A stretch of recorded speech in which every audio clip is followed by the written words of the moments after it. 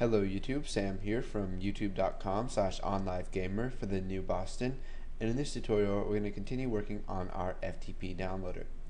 So what we're going to be talking about now is deleting a file from the FTP server.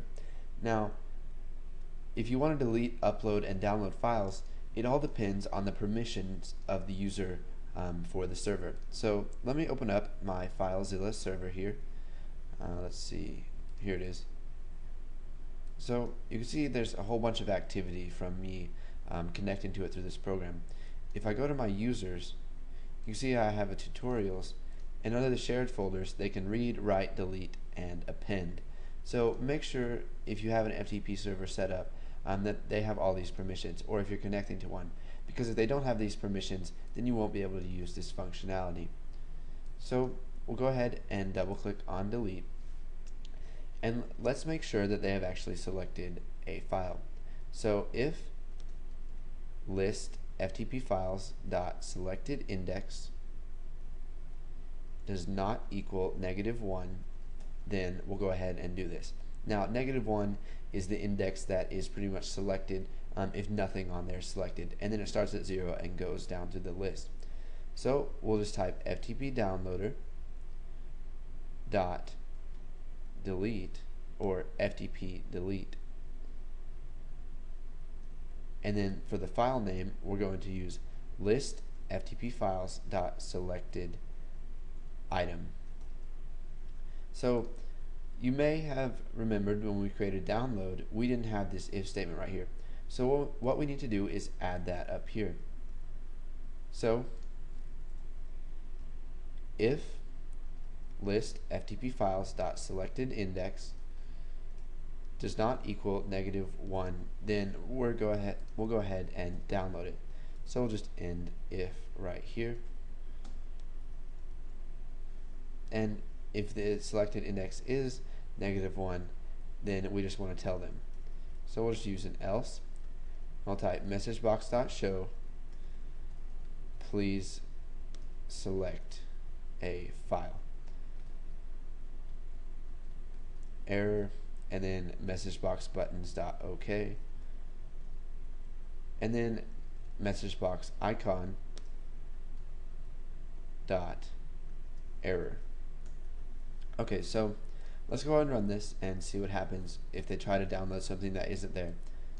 It says error, please select a file, and you can hear it plays that error noise. So we'll go ahead and come back down into delete, and if the selected index is equal to -1, then we're going to delete that. So now what we need to do is add an else. So if it is, then we'll just type messagebox.show please select a file, and since we're using the same thing right here, let's just go ahead and copy this and paste it. Okay, so you can see here that we've got FTP delete, and we also have an option to FTP downloader dot delete directory. Now this lets us delete a directory in the FTP server, but we're not going to worry about that right now. Right now we're just going to delete files. So in order to make it to where they can only delete files and not whole folders, we need to add an and right here. So if the selected index is -1 and list FTP files dot selected item does not contain something, then does not contain a period, or does contain a period, then we want to let them go ahead and delete it. So in order to use contains, what we're going to have to do is create a variable.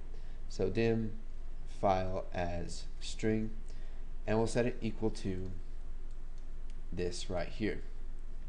So we'll just copy that and paste it. So if the selected index is not equal to -1 and file dot contains a period, then go ahead and let them delete it. Now we need to get rid of this right here. So we'll go ahead and run this,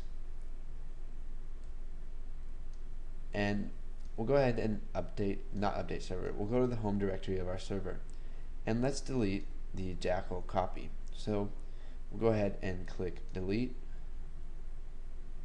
And you may be thinking, well, it didn't work. Well, if we go back to the home directory, you can see it's gone. So what we need to do whenever they delete a file is we'll type refresh list.